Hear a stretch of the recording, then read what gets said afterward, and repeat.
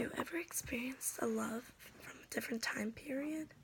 In the novel Somewhere in Time, Richard Collar, a 36-year-old author who wants to travel the world before he dies, has an inoperable tumor and is trying to find the love of his life before he dies. The problem is his love exists in another time. Richard knew from the moment he saw the girl picture in the hotel, he knew she was the one for him. Richard was so determined to get to her that he traveled all the way back in time to be with her. Though, through hypnosis, he made it back in time. He found Elise, but faced many different obstacles to get to know Elise.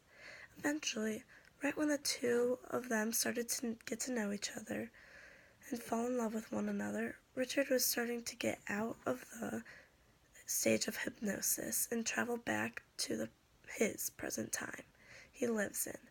After Richard traveled back to his present time, he starts to get more ill than he already was. Richard hopes that he will again get to see the love of his life somewhere in time. In my novel Somewhere in Time, the author Richard Mathewson creates literary devices. Characterization was used to describe one of the main characters, Elise. He described what she did and what she looked like. Also, throughout the story, the author used imagery to describe the hotel in both times periods, Richard's and Elise's. To add on to the literary devices that were seen throughout the story was flashbacks. For example, at the beginning of the story, flashbacking to when Richard was a child and described his childhood.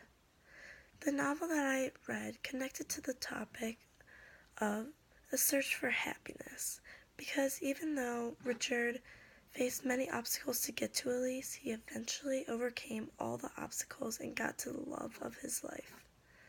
Society was not very nice about not very rich men dating or marrying women in this time. I would recommend this book to young women because this book is more of a romantic book.